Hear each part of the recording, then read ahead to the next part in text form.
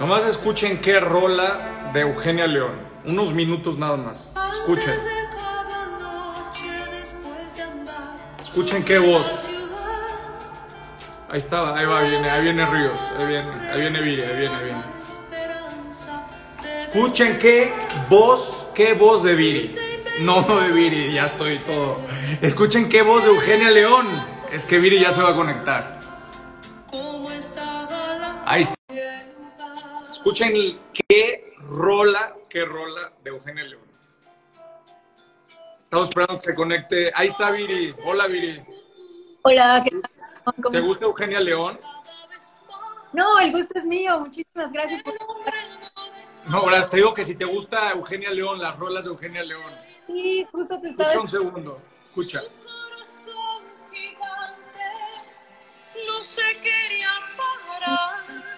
Es un rolón. Gracias, Viri, otra vez por estar aquí. La verdad es que estaba yo confundido porque la semana pasada estábamos platicando desde Grecia, desde Creta, y bueno, ya sin mayor preámbulo, me da mucho gusto saludarte. ¿Cómo estás, Viri? ¿Les gustó mucho a la gente la plática que tuvimos la vez pasada? Sí, vi, la verdad es que me encantó la reacción. Pues muchas gracias a todos por estar aquí y gracias a ti, Simón. Padrísimo. No, encantado. Viri, para no hacer más ceremonias directamente y entrar al grano, el Banco Mundial hizo un estudio que me llama muchísimo la atención porque se concentró en analizar lo que estaba sucediendo en América Latina. Casi 5 millones, Viri, 4.7 millones de personas de la clase media entraron en pobreza extrema en América Latina y el Caribe. ¿Qué está sucediendo con las clases medias y cómo se está pauperizando el ingreso de las clases medias y por qué las clases medias, sin un tema ideológico ni aspiracional para no caer en las trampas de la ideología, por qué las clases medias son un motor económico importantísimo para reducir la pobreza de la región? Claro, Simón. Bueno, yo diría dos cosas. La primera es que si bien el tema de la pandemia aumentó la precariedad de la clase media, en el caso de México esto no es de hoy. Es algo que hemos venido observando aproximadamente en la última década. Cuando nosotros medimos quién es clase media en México, bueno, hay distintas formas de hacerlo, etcétera, pero una de mis formas favoritas es ver no nada más, digamos, tu nivel de ingreso, sino en general tu nivel de vida, ¿no? Entonces, porque distintos niveles de ingreso te pueden dar distinto nivel de vida. Lo que nosotros buscamos en las clases medias es que las clases medias tengan acceso a servicios básicos, no tan básicos, pero sobre todo, Simón, esto es crítico para las clases medias, que en caso de que pierdan su trabajo, si es que lo llegan a perder, no caigan inmediatamente en la pobreza extrema. Entonces, puedan mantenerse, digamos, unos meses, unos 3, 4 meses sin caer en la pobreza extrema. Cuando nosotros medimos qué cantidad de mexicanos tienen esa capacidad... Perdón que te interrumpa, nomás para la gente que nos está escuchando, Viri, y que no caigamos en conceptos, digamos, equívocos. ¿Qué es la pobreza extrema para que la gente pueda entender? Bueno, la pobreza extrema en México se mide como tener un ingreso menor de 3,000 pesos más o menos al mes por persona en las zonas urbanas, más o menos.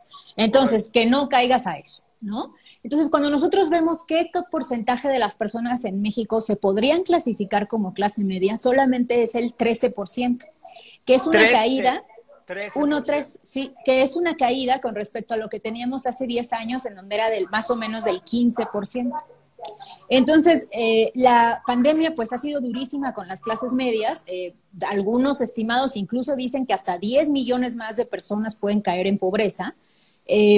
Muchas de ellas, de hecho, pertenecientes anteriormente a la clase media, pero en general el modelo económico ha sido malo con la clase media, ha sido malo con la generación de clase media. Pero cuando tú hablas, perdón que interrumpa, nomás para ir generando puntos concretos, cuando tú hablas de un 13% y en el contexto en el que estás diciendo, que estás hablando, podemos decir que México no es un país de clases medias. O sea, esa idea que nos han enseñado que México es un país de clases medias es una mentira. Es una mentira. No, claro, es una gran mentira que quieren que creamos pues los constructores del neoliberalismo, porque les conviene pensar que el modelo económico y que todos creamos que el modelo económico estaba funcionando, cuando en realidad no lo estaba haciendo. ¿Cómo le hacen para crear? ¿Cuál es la magia detrás de ese número falso? Bueno, la magia, es decir, esto es lo que no te dicen, digamos, tras bambalinas. Tras bambalinas, la magia es que lo que no te dicen es que ellos consideran que cualquier persona que no es pobre ya es clase media, cuando no es así.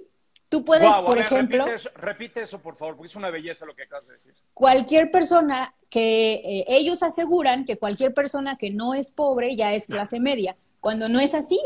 Nosotros tenemos muchas personas viviendo en un sector específico de la economía que se llama satisfacción mínima, en donde, bueno, no eres pobre en el sentido de que puedes alimentarte, pero tampoco tienes la capacidad para tener un nivel de vida de clase media.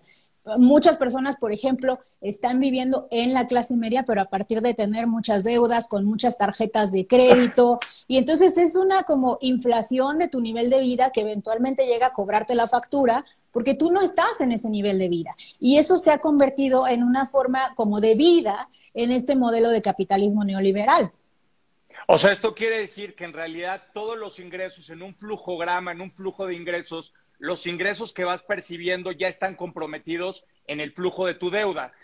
Hace unos días estaba platicando con un chavo, con un muchacho que no sabía ni siquiera sumar y restar deuda de crecimiento. Y al final del día, Viri, entonces la pregunta es, ¿qué es clase media? ¿Y cómo podemos generar un consenso de lo que significa clase media en términos no ideológicos, ni aspiracionales, ni psicológicos? En términos económicos, ¿cómo puedes clasificar a alguien que es de clase media? Bueno, la clase media tiene dos características, Simón. La primera es que puede satisfacer sus necesidades básicas y no básicas, es decir, vas a tener acceso a la vivienda, a la salud, a la educación, a todas tus necesidades básicas, pero también vas a tener la posibilidad de eventualmente ir de vacaciones. A lo mejor no te puedes ir a un lugar de vacaciones, digamos, pues muy como exótico ni nada, pero vas a poder ir de vacaciones y vas a poder tener la certeza, esta es la segunda parte de la ecuación, vas a poder tener la certeza de que si un día te quedas sin trabajo, eso no Ajá. te va a llevar inmediatamente a la pobreza. O sea, tienes un guardadito, tienes una posibilidad de Ahorro. mantenerte a flote, exacto, de mantenerte a flote en caso de que llegues a perder tu empleo. Es decir, las personas que se pueden considerar de clase media tienen cierto stock de ahorro. ¿Es correcto? Tienen cierto stock de ahorro, es correcto. Y ese ahorro tiene una temporalidad del consumo completo de ese ahorro para no pauperizar y degradar prácticamente tu situación de vida. Correcto. Entonces, podríamos, en el silogismo que estás diciendo, podríamos decir que aquellas personas que no solamente no tienen ahorro, sino que deben a meses sin intereses de manera crónica y de manera permanente, aunque consuman un iPhone o un teléfono o unos audífonos o lo que sea. Es decir, si estás debiendo permanentemente, eso no te hace de clase media. No, para nada. Y de hecho, eso es parte de la falacia por la cual muchas personas creen que ellos pertenecen a las clases medias, porque viven a partir de este crédito, viven de prestado. El gran problema es que el día en que ya no puedes pagar ese crédito, pues las tasas de interés en México son enormemente altas. Ese es otro tema del que no nos hablan típicamente los economistas neoliberales. El hecho de que en México la banca no está en una situación de competencia y entonces ofrecen créditos que son extremadamente caros. Ok. México es uno de los países que tiene créditos más caros del mundo. Esto es muy importante lo que estás diciendo, pero a ver, nomás para que la gente que nos está escuchando y viendo, yo hago el símil y corrígeme si estoy bien o estoy mal. Las clases medias, desde el punto de vista de productividad económica, son a las pymes de manera directamente y de manera proporcional en este sentido. Y a ver qué opinas de este silogismo, Viri. Lo que utilizan prácticamente las grandes empresas de las pymes las extorsionan con su flujo de efectivo. Y una cuenta por cobrar de 30, 60 o 90 días de una pyme a una gran empresa se transforma prácticamente en 180 o a veces hasta en 220 o 250 días. Tú sabes perfectamente bien que extorsionar a una pequeña empresa con su flujo de efectivo es simplemente destrozarla y desaparecerla. Así es como se forman los monopolios artificiales y lo mismo sucede también con las clases medias o la pauperización de las clases medias, que en realidad lo son, cuando lo que hacen es generar un modelo de consumo permanente para que sea mucho más lo que debes que lo que te ingresa. ¿Es correcto el silogismo? Es correcto, pero además lo que están esperando, en este caso los bancos, es que no puedas pagar, porque el Eso, verdadero negocio es cuando ya no puedes pagar. En eso. ese momento empiezas a pagar intereses que llegan a ser del 45, 50% sobre tu deuda original y ahí es en donde caes pues en una situación de precariedad. Entonces, digamos que el sistema, yo siempre digo, no, o sea, yo no creo en el consumismo por consumir, pero se ha vuelto una regla, el consumo por el consumo, y el objetivo es psicológicamente orientarte a que el libre mercado, el cual nos han vendido, la libertad económica, me gustaría mucho saber esto que te estoy diciendo, a ver qué piensas. Esta libertad económica en términos reales sí es libertad, pero libertad para endeudarte y consume para llevarte al punto de resistencia en donde, como dices tú, ya no puedas pagar. ¿Esto es correcto lo que estoy diciendo? Yo creo que tiene mucho de cierto, Simón, y lo vemos replicado no solamente en los individuos, sino en las mismas demandas que se requieren a las empresas. Por ejemplo, si tú cotizas en bolsa, en el momento en que cotizas en bolsa o si tú tienes inversionistas, lo que te piden es tasas de crecimiento fijo cada trimestre. Entonces, Correcto. esto hace que el incentivo de la gran empresa pues también sea como correr y crecer a niveles lo más rápido posible, cuando a veces para la misma empresa ni siquiera sería estratégico crecer de manera tan rápida, ¿no? Y yo creo que lo mismo sucede con los individuos. Para los mismos individuos probablemente no sería tan estratégico consumir tanto, consumir a cierto nivel que está por encima de tus ingresos. Tendríamos que tener una situación como mucho más equilibrada en acercarnos a nuestro consumo. Sí. Viri, sabes que yo soy muy directo y te pregunto las cosas muy directamente. La semana pasada te hice una pregunta, te agarré un poquito sacada de onda, pero te pregunté muy concretamente si a ti te interesaba ser presidenta de México y me contestaste que sí. No lo digo de broma. Y por eso te voy a hacer una pregunta muy concreta, porque estamos hablando ahorita de casos hipotéticos. Yo quiero saber lo que haría Viri Ríos si fuera presidente de México, presidenta de México, ¿qué haría para apoyar a las pequeñas y a las medianas empresas que tienen prácticamente estrangulados sus flujos de efectivo por las grandes empresas y que pierden enormes oportunidades, incluso es la mortandad de muchísimas pymes, gracias a que las grandes empresas las extorsionan con sus flujos de efectivo? ¿Qué harías tú, Vivi? Bueno, mira, yo diría que hay que hacer tres grandes cosas. La primera es, tenemos que regular mejor a la banca comercial. La banca comercial presta tasas demasiado elevadas, requiere además tiene demasiadas, te requiere que cumplas con tantos requisitos que deja fuera también a muchísimas empresas. Muchas Ajá. empresas pequeñas ni siquiera pueden pedir crédito porque no pueden digamos, con los requisitos del crédito. Entonces hay que regular mejor a la banca para que sea más competitiva y para que haya mejores tasas de interés cuando haya más banca. Esto requiere, por ejemplo, entrarle con más fuerza a la banca digital. Ya tenemos una ley fintech en donde se crearon bancos digitales, pero la realidad es que todavía no han logrado competir con la banca más tradicional. La segunda, Simón, yo creo que es muy importante mejorar el acceso a la banca de desarrollo. La banca de desarrollo son los bancos que prestan, son Clave. bancos privados que prestan con un colateral del Estado. Entonces, o con un apoyo por parte del Estado. Sin embargo, la banca de desarrollo, pues nuevamente tiene criterios altísimos para entregar los créditos. Entonces, aunque tienen el apoyo del Estado, no prestan a las empresas y le siguen prestando a los mismos. Cuando tú ves a quién le ha prestado la banca de desarrollo, en la gran mayoría de las crisis, siempre ha sido las mismas empresas más grandes de siempre. O sea, la banca de Exacto. desarrollo pues es como una farsa, ¿no? Porque se supone que está ahí para prestarle a los pequeños empresarios, pero en realidad siempre le presta a los grandes de A siempre. los grandes. Y la tercera, yo creo que sí es muy importante también que los empresarios tomen su propia responsabilidad. La Ajá. verdad es que ser empresario en México es muy difícil, Simón, requiere un entrenamiento muy importante para poder, pues justo enfrentarte a estos lobos que son los grandes empresarios, enfrentarte a la banca, enfrentarte a un mercado que a veces pues no es tan positivo porque justo no tenemos tanta clase media. Y yo creo que debíamos tener un programa de entrenamiento sin precedentes en términos de su ambición para ayudar a los pequeños y a los medianos empresarios a que no sean solamente los proveedores de los grandes, sino a que sean innovadores, creadores y a que impulsen ellos mismos una mucha más creación de valor.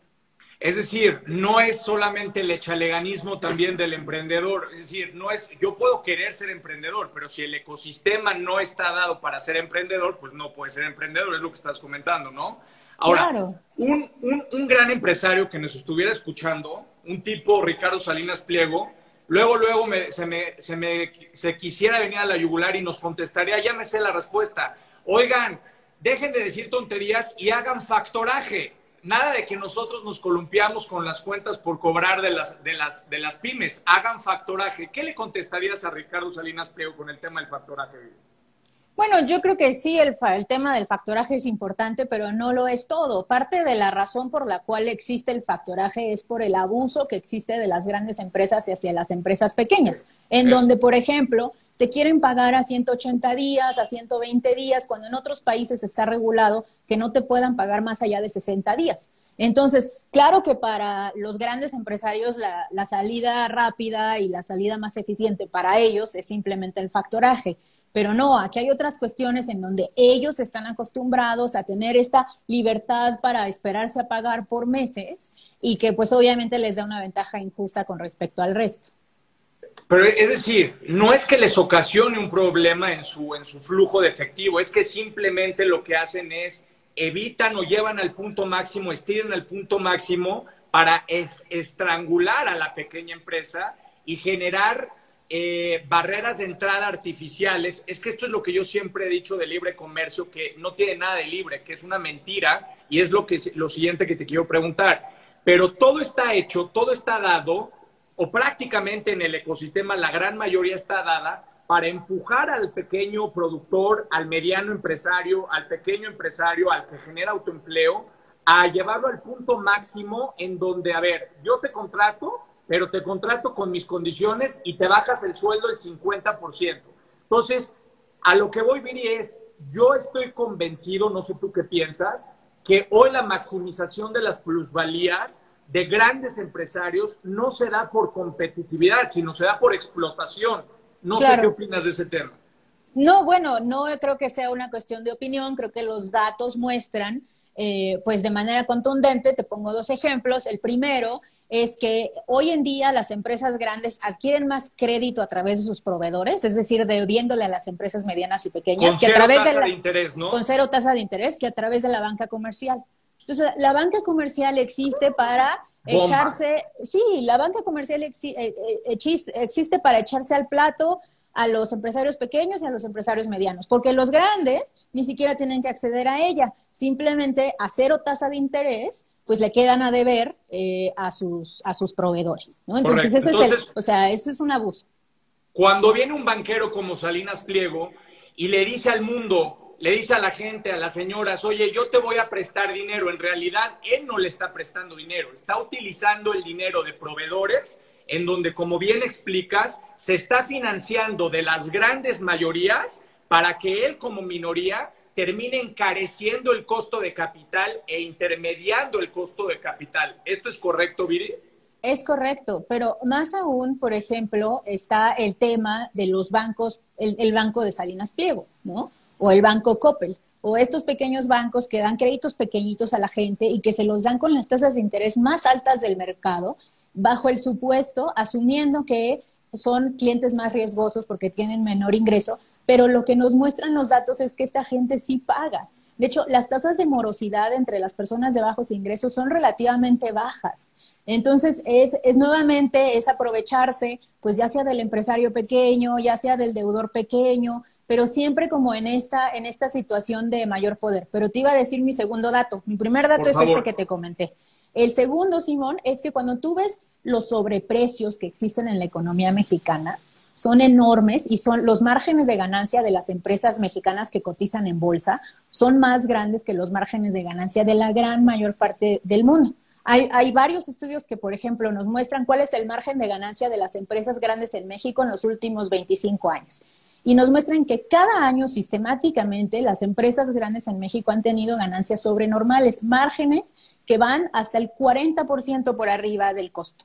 Y esto se debe no a que ofrezcan, digamos que servicios maravillosos que todo el mundo quiera pagar muy caros, sino que se debe simplemente a que no enfrentan competencia. Entonces, sin enfrentar competencia, pues ¿a quién le vas a comprar, digamos, a quién le vas a comprar anteriormente un servicio de telefonía más que a Telmex, ¿no? ¿A quién le vas a...? Y así, sistemáticamente, si tú vas viendo industria por industria, México es un país enormemente concentrado. Definitivamente, pero entonces, ¿por qué el negocio? Si ya tenemos claro que el negocio está claro, el negocio es ir con los que pagan mejor, que son los que menos recursos tienen, porque sí, evidentemente necesitan de los bienes y servicios, y si no, te tratan como un delincuente. O sea, es decir, vivimos en un país en donde te penan más legalmente por robarte un pedazo de pan que por robar en la Bolsa Mexicana de Valores, como lo estás mencionando. Pero entonces, ¿qué pasa conceptualmente, políticamente y socialmente? ¿Por qué esta idea de encontronar y de hacer pelear a las clases medias, realmente clases medias, y a las personas en situación de pobreza? ¿Y por qué no hay esta, digamos, unidad o un proyecto y en términos reales se termina imponiendo una minoría desde el punto de vista del marketing político? ¿Qué pasa, Viri?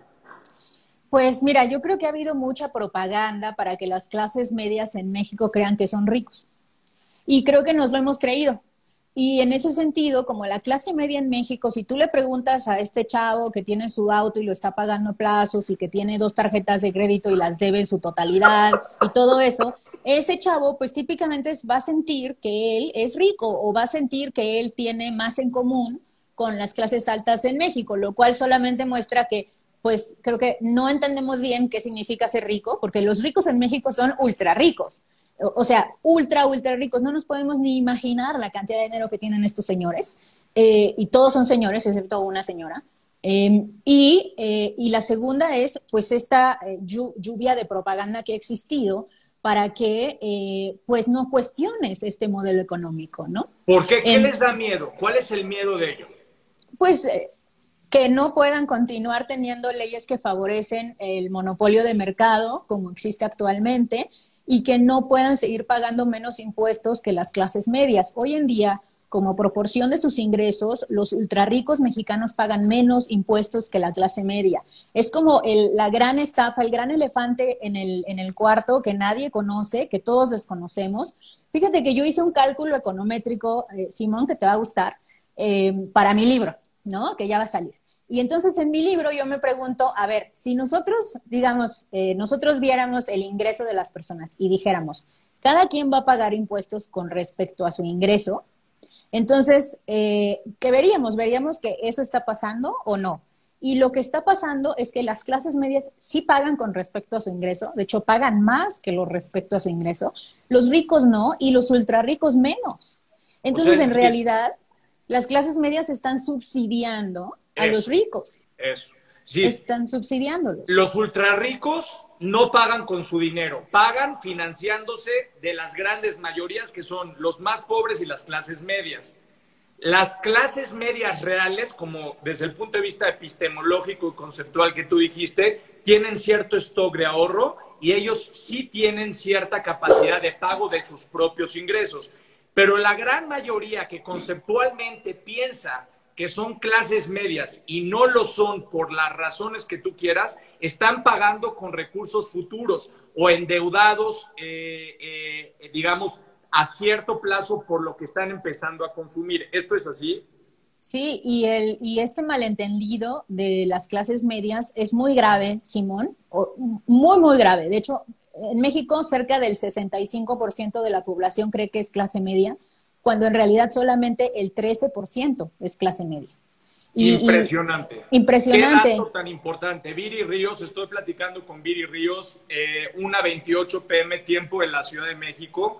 Viri Ríos me está explicando y está compartiendo a la gente que nos escucha por qué conceptual, económica, matemáticamente y desde todas las aristas es una falsedad lo que nos han enseñado de la parte cualitativa y cuantitativa, sobre todo de las clases medias. Viri nos está explicando por qué solamente de manera matemática, de manera muy clara, solamente en México tenemos un 13%, es decir, menos del 20%. Increíble, increíble que esto sea cuando la gran mayoría de la gente piensa que México es un país mayoritario de clases medias.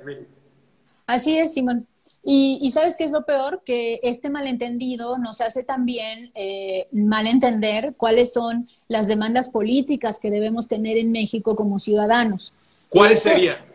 Pues yo creo que debemos demandar tres grandes cosas en México. Esas son, para mí, son las tres grandes cosas que no funcionan. Y mira, como yo siempre digo, Simón, es que en México es difícil salir de pobre, pero imposible salir de rico, ¿no? Y entonces, como en México es difícil salir de pobre, pero imposible salir de rico, lo que tenemos que hacer es cambiar eso. Tenemos que hacer que sea fácil ser clase media y que los ricos no la tengan tan fácil como la tienen actualmente, ¿no? Y yo creo que eso se logra de tres grandes maneras. La primera es, tenemos que hacer que los ricos paguen lo que les toque de impuestos. Porque si siguen sin pagar lo que les toque, personas como Salinas Pliego, pero también como muchos otros empresarios, pues entonces este Estado nunca va a tener recursos para hacer lo que le toca, ¿no? Que es proveer servicios públicos de calidad, dar una educación sin precedentes para que las personas puedan enfrentar el cambio tecnológico y apoyar a las empresas. La segunda es, yo creo que nos tenemos que tomar muy en serio el tema de los monopolios, Simón. Es como algo que a veces no hablamos tanto porque estamos acostumbrados, pero en México típicamente la canasta básica tiene un sobreprecio del 98%. Porque existen monopolios y existe poder de mercado en la gran mayoría de los bienes de la canasta básica. Esto quiere decir que si tuvieras el salario de un mexicano promedio allá afuera cualquiera, podría ser 15% superior, al menos 15% superior si no hubiera monopolios. Le alcanzaría para más, porque la canasta básica sería más barata y porque otros bienes probablemente también.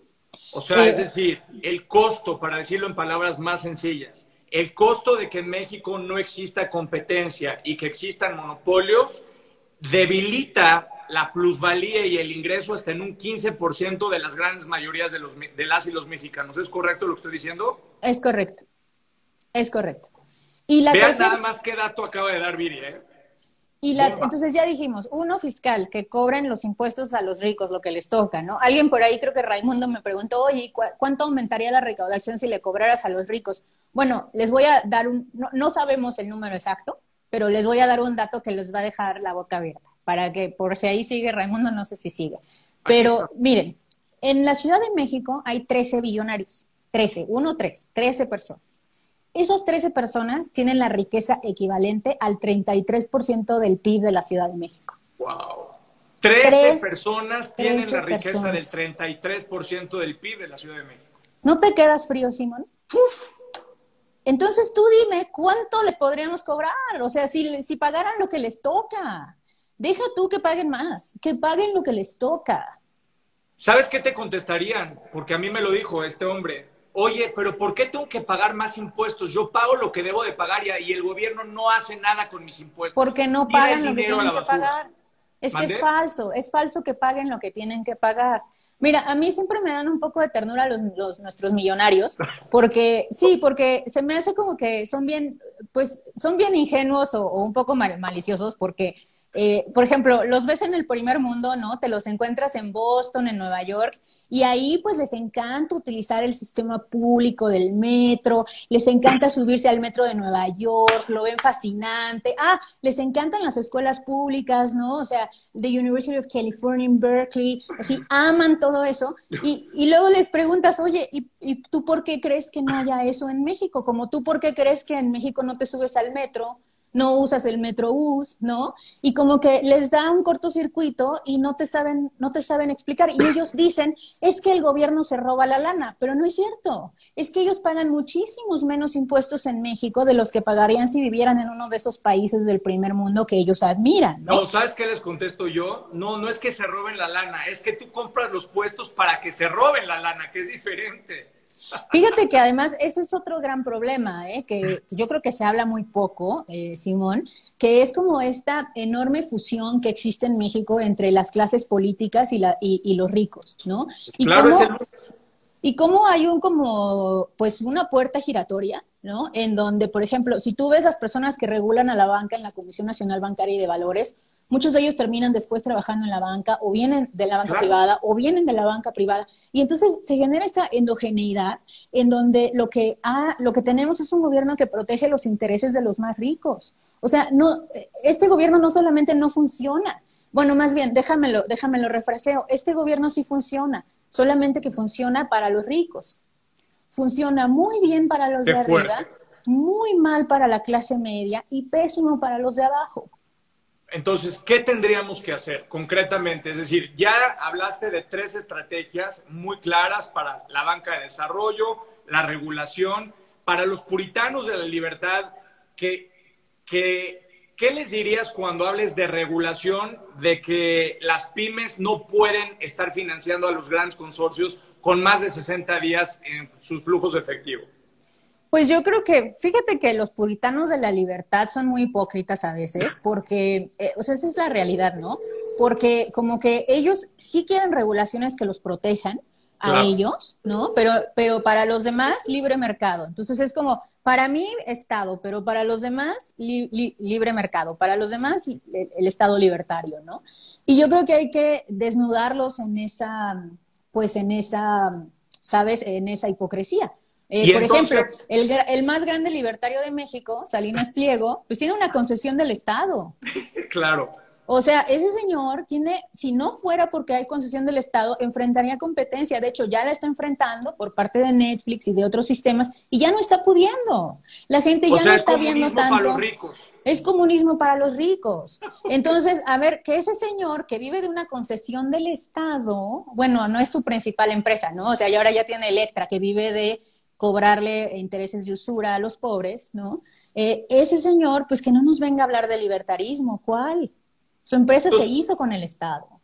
Correcto. Entonces, nomás para avanzar al siguiente tema y cerrar con esta última pregunta del tema de las clases medias. ¿Por qué, si lo estás desnudando de manera tan clara, tan lógica, tan natural, por qué entonces meterse en un problema ideológico, pantanoso, lodoso, en donde cuando tú te metes con las clases medias desde un punto de vista conceptual, todo el mundo se siente herido?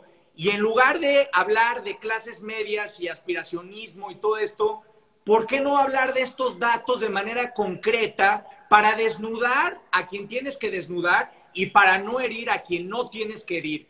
¿Qué pasa, Viri? ¿Te refieres a cuando lo hace López Obrador o como cuando lo hacen todos? Bueno, mira, no sé qué pasa por la cabeza de López Obrador. A veces me pregunto, ¿no? Yo creo que López Obrador tiene una confusión él mismo respecto a qué es clase media. Y yo creo que él cree que la clase media es la clase media alta, ¿no? Familias que están ganando, no sé, 100,000, 120,000 pesos al mes, cuando en realidad pues esa no es la clase media, esa es la clase alta. Y yo creo que en esa confusión, ¿no? Él está como que pues enfrentándose ideológicamente, como tú bien dices, con la clase media alta, pero llamando la clase media, que además eso es algo muy importante, Simón. Los ricos creen que son clase media. La gran mayoría de los ricos creen que son clase media. Lo que acabas de decir. Por favor, repítelo. La gran mayoría de los ricos creen que son clase media. Tú cinismo. Lo ves en todas las... No, no es cinismo, es realmente, creo que una falta de...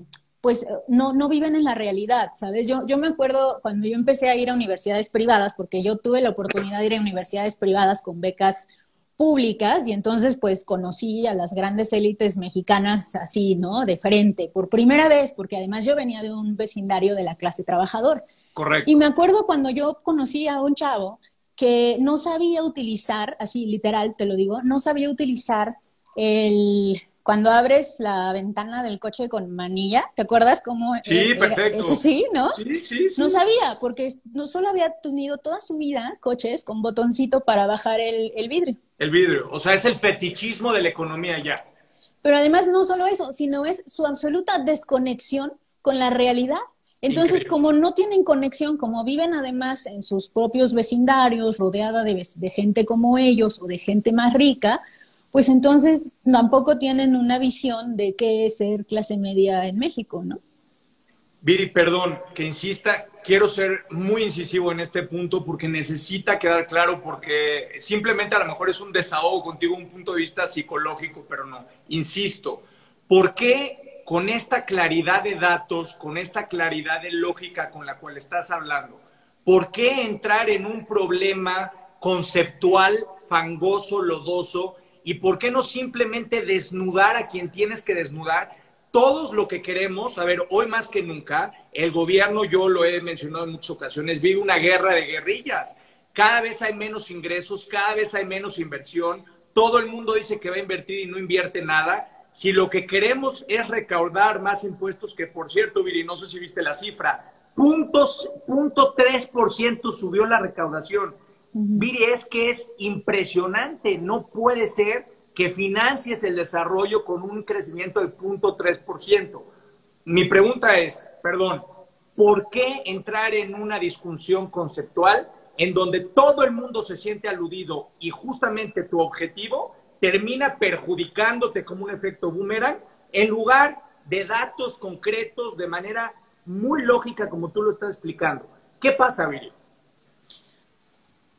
Probablemente hay un dejo de conflicto de interés, en donde no quieren irse en contra de los más altos, que de hecho, si te acuerdas tú en la toma de protesta de López Obrador, a mí, yo recuerdo mucho el discurso de la toma de protesta de López Obrador cuando llegó al Congreso, y en él hay una parte en donde él comienza diciendo, yo no me voy a ir contra los peces grandes, porque si te vas contra los peces grandes en este país, lo fracturas y te metes en una serie como de aspectos muy negativos, bla, bla, bla. Y entonces como que él confesó esto, hablando específicamente del tema de la corrupción, pero me parece que esa misma lógica aplica a veces a cuestiones fiscales y aplica a veces a estas cuestiones de los monopolios. Me preguntaba alguien por aquí, oye, ¿cómo se deshacen los monopolios? Pues con una buena regulación. Nosotros tenemos una institución que se llama la Comisión Federal de Competencia, que en otros países tiene unos dientes enormes, tiene una capacidad enorme de multar a las empresas con multas además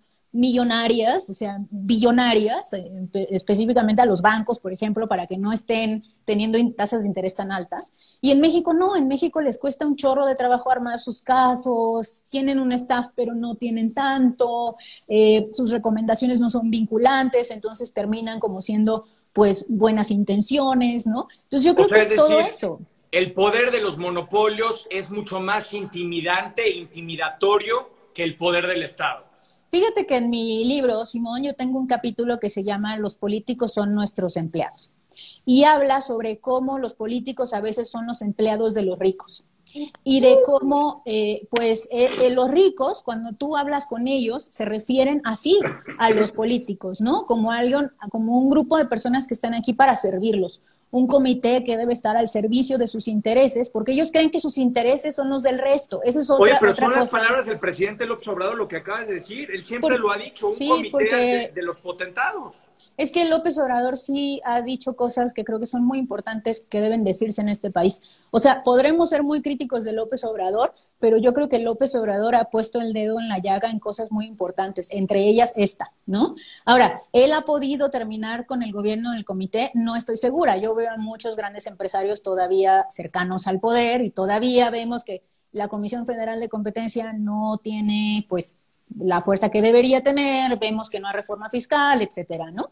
O sea, el 0.3 de incremento de los impuestos, pues ¿cuál? O sea, si te fueras contra los ricos no verías un 0.3% de incremento, verías 10 veces eso. O sea, entonces el presidente López Obrador tiene correctamente el diagnóstico. Entonces, ¿cuál es el problema? Nomás para cerrar el punto. ¿Sí es correcto que él tiene el diagnóstico correcto?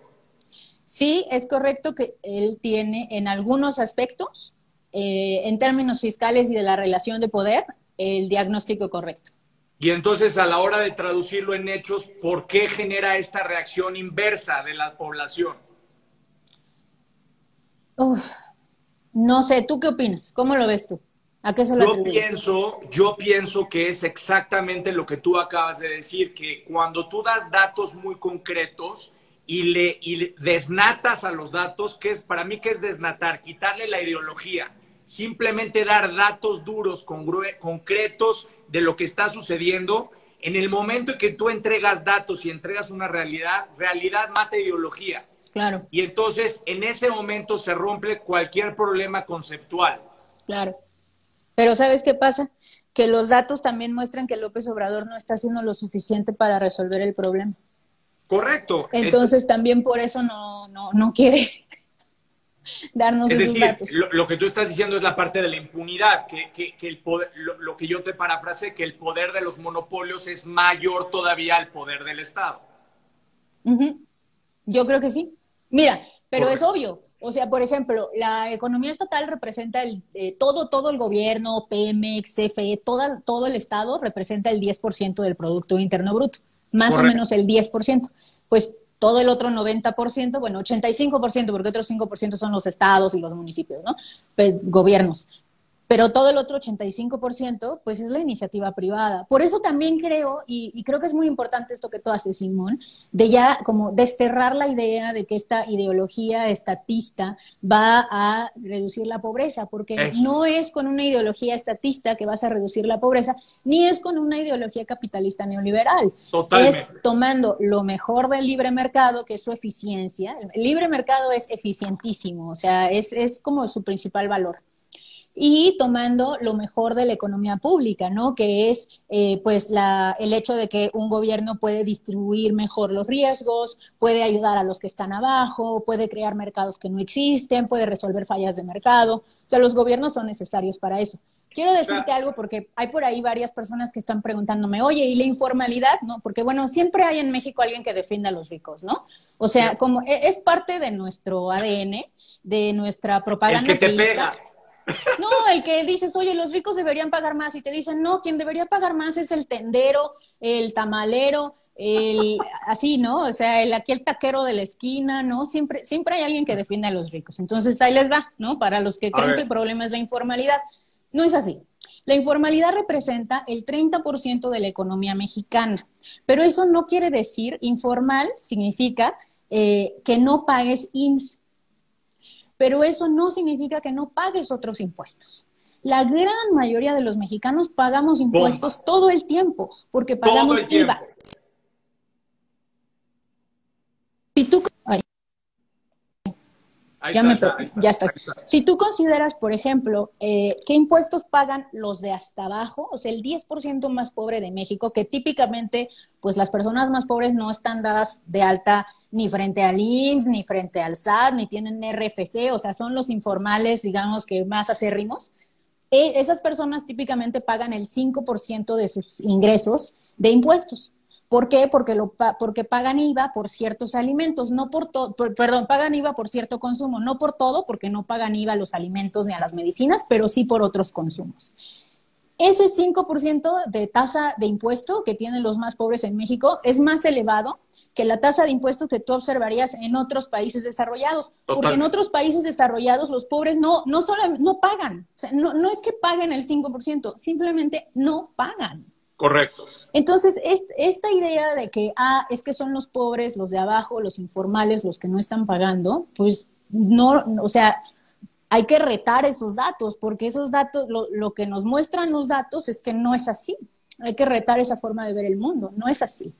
Fíjate que yo hice un análisis y para pasar al punto final, yo hice un análisis de las capas poblacionales y son las pymes, Viri, y ese 13% del cual tú hablas, quienes terminan pagando más impuestos. ¿Por qué? Porque ellos pagan impuestos sobre la renta, pagan IVA, pagan prácticamente pagan la formalidad de la seguridad social. Los más pobres o los que están en la informalidad, coincido contigo, pagan el impuesto al valor agregado y prácticamente el traslado del consumo, pero no pagan un impuesto sobre la renta. Y los de hasta arriba están subsidiados prácticamente por las tasas de interés, por el costo del capital, no pagan el impuesto sobre la renta porque terminan generando y pidiendo subsidios enormes y en lugar de pagar impuestos sobre la renta piden devolución de impuestos. Entonces el Servicio de Administración Tributaria se termina convirtiendo en una caja registradora nomás para regresarles dinero. Entonces esa es la manera en cómo se financia, en mi punto de vista, la riqueza. Claro. Si ya llegamos a un punto de vista que hay una confusión ideológica, nada más para que la gente... Ahí estás, ¿verdad, Viri? ¿Estás? Sí. Perfecto. Sí. ¿Cuánto gana para que la gente que nos está escuchando sepa, conceptual, matemática, cualitativa y cuantitativamente, una familia de 3, 4 personas de clase media, qué ingreso tiene al mes? Más o menos se estima que en promedio 16,000 pesos por persona. 16,000 pesos por persona. Es decir, por 4 miembros, ¿cuál sería el ingreso total de la familia? 60,000. 60,000 pesos, correcto. Es decir, las personas que no, sí es correcto, las personas que nos están viendo, una familia de 4 personas del 13% de la población que menciona Viri, gana 60,000 pesos. Una familia de 4 personas que está en situación de pobreza, ¿cuánto gana, Viri?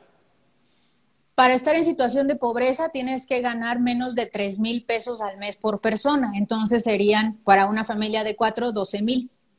12,000 pesos. Entonces, las personas que creen que son de clase media, que tienen 24,000 pesos de manera bruta familiar o 30,000 pesos, no son del 13% de clase media. No, en su mayoría no. Ojo, ¿estos datos son de dónde, Viri? ¿Del INEGI? Estos datos son de una institución pública que se llama Evalúa Ciudad de México y que se dedica a conglomerar estos datos tanto para la Ciudad de México como para todos los estados. La pueden encontrar Evalúa Ciudad de México en Twitter y en todas las redes sociales. Ahora, me estoy agarrando de la silla para hacerte la última pregunta. Entonces, los que son ricos, ¿cuánto ganan? Una familia de 4 personas, ¿cuánto gana, Viri? Como 850,000 pesos al mes. ¿Por persona o ya en total? Ya en la familia. Ok, fíjense la diferencia. 850,000 pesos, clase alta. 60,000 pesos, 13% de la población. 60,000 pesos, clase baja. Y pobres, 12,000 pesos. ¿Se dan cuenta de la diferencia desde los 12,000 hasta los 850,000 pesos? Esa es la enorme profundidad, primero de la distorsión conceptual, de la falta de educación, pero sobre todo de la enorme y el profundo lastre de falta de conciencia, en lo cual lo que terminan haciendo, Viri, es que los más pobres se terminen con ese 13% de la población. Las personas que ganan 850,000 pesos, ¿qué porcentaje de la población es, Viri? El 1%. Y fíjate que son difíciles de medir porque te voy a decir otro problema conceptual que tenemos y que nos han hecho creer los economistas neoliberales. Los economistas neoliberales creen que nosotros podemos medir el ingreso de las personas preguntándoles cuánto ganan en encuestas. En encuestas como la Encuesta Nacional de Ingreso-Gasto de los Hogares, el INEGI, etcétera, ¿no? Lo que sabemos es que esas encuestas, uno, no capturan a los ultrarricos, porque si no cae el ultrarrico en tu muestra, pues ya no lo pudiste contabilizar. Y dos, los ricos mienten respecto a su ingreso y muchas veces dicen que ganan más de lo que ganan. Y los pobres mienten también respecto a sus ingresos y dicen que ganan más de lo que ganan. O sea, los ricos le bajan y los pobres le suben. Entonces, tenemos ese problema con las encuestas. Los datos que yo les estoy dando sobre el 1% no vienen de encuestas, vienen de las declaraciones que se tienen ante el SAT, o sea, realmente de los ingresos que declaran ante el SAT, ajustados por mecanismos econométricos que nos hacen identificar cuando no están reportándolo todo, ¿no? Entonces, también ajustamos por el hecho de que algo se va a ir a las Islas Caimán, y de que sus contadores van a hacer magia con los datos, ¿no? Y así te das cuenta que el 1% gana 850,000 pesos. Fíjate que en mi libro tengo un capítulo, es que son muchos capitulitos mi libro, a ver si un día les platico, vamos así como pedacito por pedacito. Pero tengo un capítulo que se llama Más paraíso que las Bahamas. A ver. En donde yo platico el caso de cómo en México los ricos pagan, los ultra ricos, te estoy hablando de personas que ganan 8 millones de pesos al mes, 10 millones de pesos al mes. Esas personas pagan menos impuestos como proporción de su ingreso de lo que pagan personas que ganan 20,000 pesos al mes, 25,000 pesos al mes. Increíble. Entonces, en México, lo que sucede, Simón, es que en México, por ejemplo, hay estudios que muestran que nuestros ricos ni siquiera usan tanto las islas fiscales como las Islas Caimán y todo eso, porque no hacen falta. ¿Para qué tienen al Estado? ¿Para qué no tienen al Estado? Exacto, ¿para qué si aquí se palabran? Entonces, es una cosa impresionante porque cuando tú ves las estadísticas de cómo en otros países los ricos usan las islas, los paraísos fiscales, pues México tendría que utilizar, digamos que por su constitución, por la cantidad de desigualdad que hay, por la cantidad de ricos que tenemos, deberíamos ser muy buenos clientes de los paraísos fiscales, pero no lo somos. De hecho, México subutiliza los paraísos fiscales y la razón es que no se necesitan. Aquí, con un buen contador y apalabrado es más caro el paraíso fiscal que México. Exacto, ¿para qué te vas? ¿Para qué haces ese rollo si aquí te apalabras y ya? Correcto. Impresionante, Viri, los datos que estás dando, la manera como se está desnudando esto y esto es impresionante. Mira, Popper, ahora que estamos terminando, bueno, ya terminamos el libro con Rosarín, me clavé de nuevo en Karl Popper. Y Popper tiene una frase maravillosa que dice, el problema de la ignorancia no es no saber, sino negarte a aprender, ¿no? O sea, lo estoy parafraseando. ¿Por qué las y los mexicanos estamos como zombies, cegados a abrir la conciencia y a entender lo que está pasando en México y a no romper los círculos, este ecosistema de impunidad? Porque es muy duro, Simón. Es psicológicamente muy duro. Tenemos que darte cuenta, por ejemplo, de que no eres clase media, ¿no? O sea, es muy duro. Una bomba. Es una bomba para ti, para tu estima, o sea, es muy difícil para las personas. Sí. Entonces, nos estás diciendo, son unos fracasados. Pues no tanto, yo sé, estoy parafraseando nomás. Pero no, porque yo no creo que esto sea un fracaso personal. Eso. O sea, esto no, o sea, es que eso es lo que nos tenemos que quitar de la cabeza. Eso. El hecho de que si tú no eres clase media es porque eres un fracasado, no.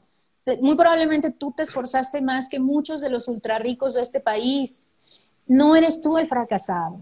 El fracasado es un modelo, es un sistema fiscal, económico y de negocios que hace que para ti sea extremadamente difícil ser clase media y para otros sea extremadamente fácil ser ultra rico. Tú estás pagando más impuestos que la clase alta. Tú estás enfrentando mayor competencia que los negocios ultra grandes de la clase alta. Tú estás enfrentando más discriminación porque además eso se observa, por ejemplo, en todo, en el hecho de que incluso las personas de tez más morena que tienden también por cuestiones estructurales desde la colonia a tener ingresos más bajos, eso también pues juega en contra, ¿no? La pigmentocracia, como tú le llamas. La pigmentocracia. Entonces, creo que digamos que, mira, yo me acuerdo mucho de Martin Luther King, a quien admiro muchísimo, ¿no? Y cuando él hablaba del despertar de los afroamericanos, en su caso, hacia pues observar las injusticias en esa época, la segregación racial en Estados Unidos, él no regañaba a la gente, él no les decía son unos fracasados, él no les decía pues ustedes son los esclavos y no se han liberado, ¿no? Él les decía, tengo un sueño un sueño en donde todos somos iguales. Tengo un sueño en donde este país es para todos de la misma manera y del mismo tamaño. Y yo creo que ese es el sueño que debemos tener, Simón. O sea, más allá de sentirnos mal, que porque no ganamos tanto, que porque no nos alcanza para pagar las deudas, lo que tenemos que hacer es en conjunto, soñar juntos cuál es el país que queremos. Porque hoy en día... Lo que debe de quedar claro es que ni tú ni yo estamos buscando regalar miseria ni socializar pobreza. Lo que estamos buscando es fomentar la democratización de las fuentes de riqueza. Ni tú ni yo estamos en contra de que hayan ricos. Lo que estamos en contra es que solamente sea el 1% de la población y que ese 1% se financie del 13% del motor económico y de las grandes mayorías que son en México y en América Latina, ¿no? Claro. Ahora, hay quien dice, no, es que ustedes quieren destruir a los ricos, ¿no? O sea, hay ese argumento, ¿no? Y a ese argumento yo creo que lo que hay que decir es bueno, yo en lo personal, Viri Ríos, yo no quiero destruir a los ricos, yo quiero que todos seamos ricos. O sea, mi meta es que todos seamos ricos, que tú, que yo, que todos. No sé si todos podemos ser ricos porque el ecosistema, el otro día que estaba con Varoufakis en Grecia, hablamos prácticamente de un ecosistema finito. Simplemente que haya bienestar y que no que la ideología ya no te divida en izquierda y derecha, simplemente que seas congruente entre el bienestar para la mayoría de la gente. Claro, pero no, yo lo veo distinto que tú y te voy a decir por qué. Porque si tú y yo pudiéramos viajar en el tiempo y viajáramos de vuelta a la Edad Media, tú y yo en la Edad Media seríamos ultra ricos, o sea, tendríamos más posesiones, ropas más elegantes, comodidades que ni siquiera los reyes de la Edad Media hubieran soñado. Eso quiere decir que sí podemos tener un mundo en donde la comodidad esté democratizada. Qué fregón lo que acabas de decir. Por favor, vuelve a decir eso. Por favor. Sí podemos tener un mundo en donde la comodidad y la buena vida esté democratizada. Entonces yo por eso sí creo que todos podemos ser ricos, Simón. O sea, no en el sentido de ser un Salinas Pliego, no en el sentido de ser más ricos que otros, ya te explico, sino en el sentido de tener nuestras necesidades más que satisfechas. En el sentido de que el dinero no sea lo que nos mantenga despiertos en la noche, que las comodidades no sean lo que deseemos, que las tengamos a la mano. La sociedad ha avanzado, pero de manera muy lenta, y sobre todo ha avanzado más para unos y no para el resto. Entonces está muy claro, estoy platicando con Viri Ríos, está muy claro que en un capitalismo que perdió el rumbo de la productividad, todos queremos un capitalismo desde luego, pero estamos claros que hoy el capitalismo ya no se financia de la productividad, se financia de la explotación de las plusvalías, se financia quitándole, extrayendo el bienestar de las grandes mayorías concentrado en una minoría. ¿Es correcto? Es correcto. Y fíjate que los ricos lo tienen muy claro, porque no sé si te acuerdas ahora que Bezos fue a la luna, ¿no? Bueno, no a la luna, pero fue al espacio, ¿no? De vacaciones. Así 15 minutos que le costó millones de dólares, ¿no? Increíble. Y entonces, y cuando él regresó, ¿te acuerdas lo que dijo? Perfecto. Se sienta, lo están entrevistando, y él dice, quiero agradecerle a todos los empleados de Amazon y a todos los consumidores de Amazon, porque fueron ustedes quien hizo posible que yo fuera al espacio. Entonces, los ricos lo tienen súper claro, que ellos están explotando a las clases medias y a los trabajadores y que su riqueza extranormal proviene de la plusvalía de ellos.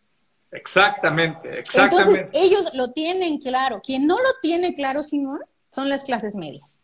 Ese es el despertar de conciencias que necesitamos en México. Yo estoy escribiendo mi libro porque aspiro a que juntos podamos tener ese despertar de las conciencias. Y ese despertar no es ideológico, no es de vamos a hacernos más izquierdosos, más morenistas, más obradoristas o menos. No, o sea, vamos a hacernos más humanos, vamos a juntos crear un modelo económico que sea humanamente viable, porque el que tenemos hoy, Simón, no es humanamente viable. Pues no, Chomsky dice claramente que los seres humanos hoy pagamos por nuestra propia sumisión. Estamos tan ideologizados, estamos tan encrispados que ya no escuchamos, juzgamos a priorísticamente. O sea, es el juicio directo, porque yo creo que tiene razón y con esto termino esta gran parte de la charla. Los seres humanos, cuando nos tocan los botones adecuados, nos sentimos en lo personal, oye, por supuesto que yo no soy un fracasado. Tú me estás viniendo a decir que yo fracasé en mi vida y que yo no soy de clase media. Espérate tantito, a mí no me vengas a decir que toda mi vida ha sido un fracaso porque entonces me voy a suicidar. Entonces, es un término mucho más allá que político, es un término mucho más allá que económico y es un término mucho, pero mucho más allá que un tema clasista. Tiene que ver con un tema emocional. ¿Es correcto, Viri? Es correcto, tiene que ver con un tema emocional, pero también ¿sabes qué tiene que ver, Simón? Con el hecho de que el capitalismo neoliberal ha sido extremadamente exitoso dominando nuestras conciencias y haciéndonos creer que trabajando más, que estudiando más, que echándole más ganas vamos a salir adelante porque les conviene, cuando en realidad lo que se necesita es cambiar las reglas del juego. Las reglas del juego es como en el Monopoly, cuando ya alguien ganó todo, ya no le puedes ganar, o sea, ya no hay manera. No, ya, o sea, llega un momento, no sé si, ay, otra vez mi perro está gritando. Ay, salúdamelo ya que se venga la plática con nosotros. No, es que se emociona cuando hablo del Monopoly. Ya es mi cuate el perro, ya es mi cuate. Pero entonces, es como en Monopoly, cuando, ¿te acuerdas? Cuando ya va ganando alguien, ¿no? Ya, o sea, todos dejan de jugar. Yo no sé si te ha pasado, ya me siguió mi perro. Está emocionado, pero ¿es hembra o macho? Miren, se los enseño, a ver. A ver, ponlo, ya es la estrella. Sí, ve, aquí está, mueble. Ahí está. ¡Hola! Pero mira, entonces espérame. Está emocionado. ¿Le gusta lo que está oyendo? Oye, hoy son más inteligentes que nosotros los seres humanos. Mira, entonces no sé si te ha pasado, pero cuando ya juegas Monopoly, ya nadie termina al final, porque ya no es divertido. No. Ya nadie quiere seguir jugando. Así estamos. Estamos literal. En ese momento. Ya nadie quiere seguir jugando bajo las reglas de este capitalismo, excepto Jeff Bezos, Salinas Pliego, los 13 millonarios que poseen el 33% de la Ciudad de México, Pero etcétera. te das cuenta que en ese tablero, y me lo decía Varoufakis, en ese tablero del Monopoly, Varoufakis me decía que es cuando empiezan los movimientos, o sea, el pacifismo que nos habían enseñado se agota por lo que tú acabas de decir. La gente ya no quiere jugar, más bien la gente se está dando cuenta que no está transaccionando, la gente se está dando cuenta que fue parte del juego de Monopoly. Y entonces lo que haces es pegas en la mesa y dices, se acabó, hasta aquí llegamos.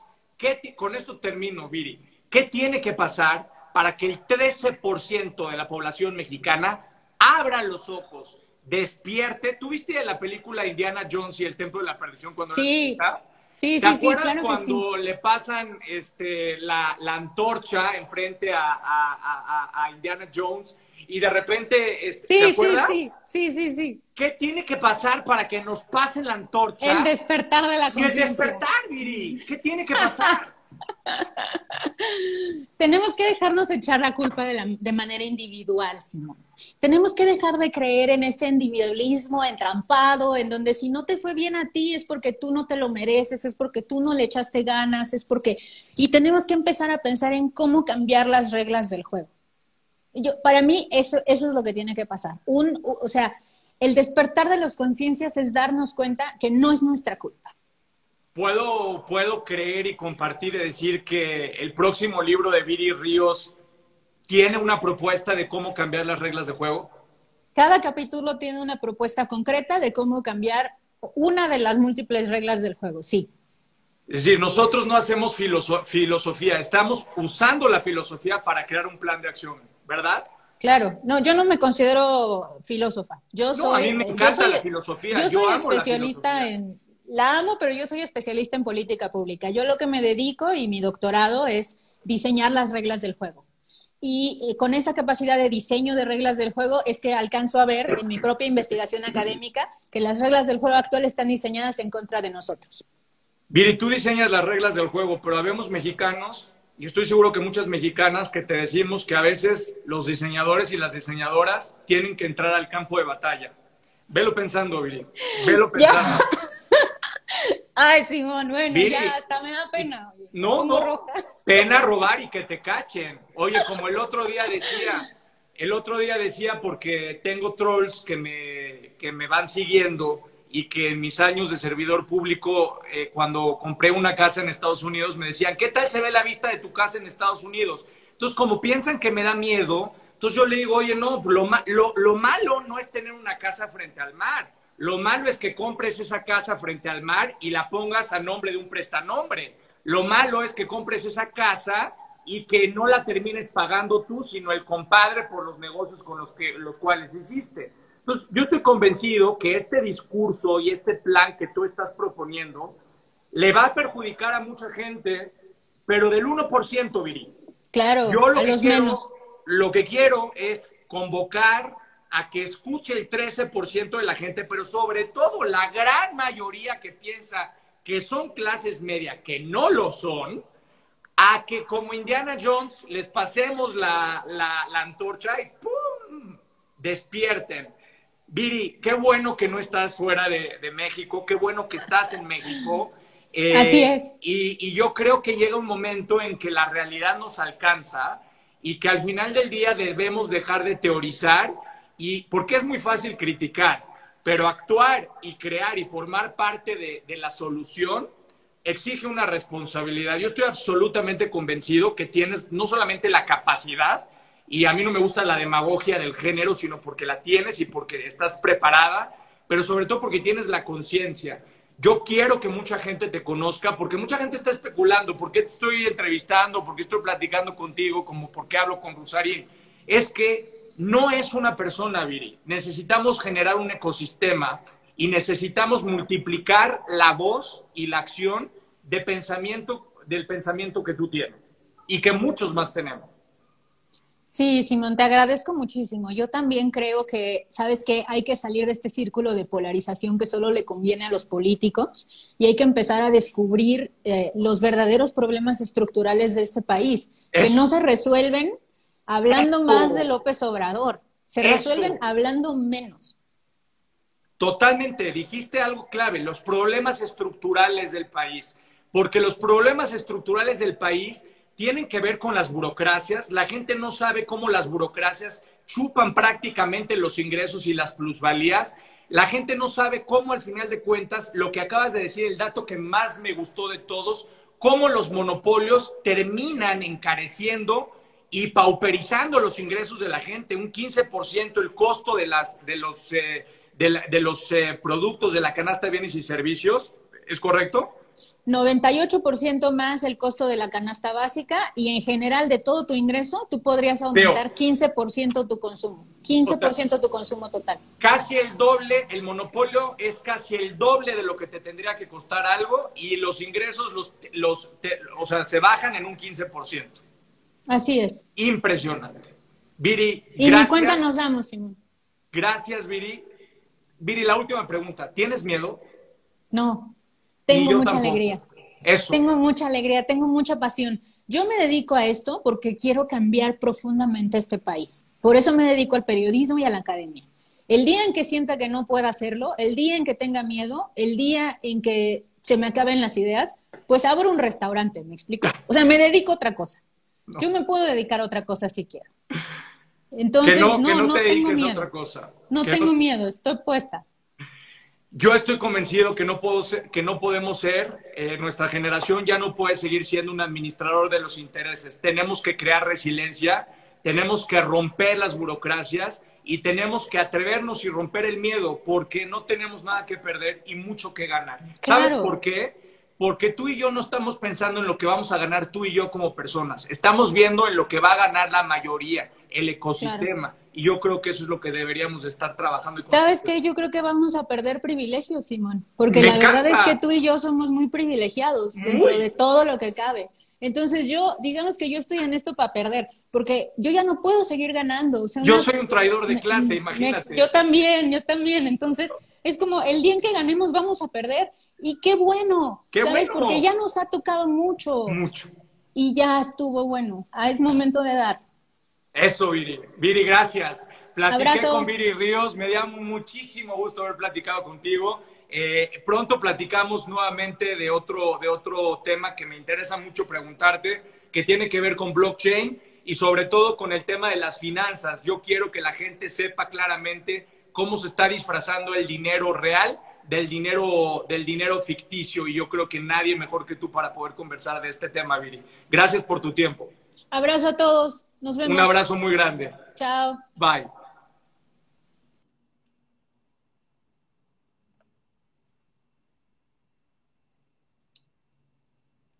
Espérame.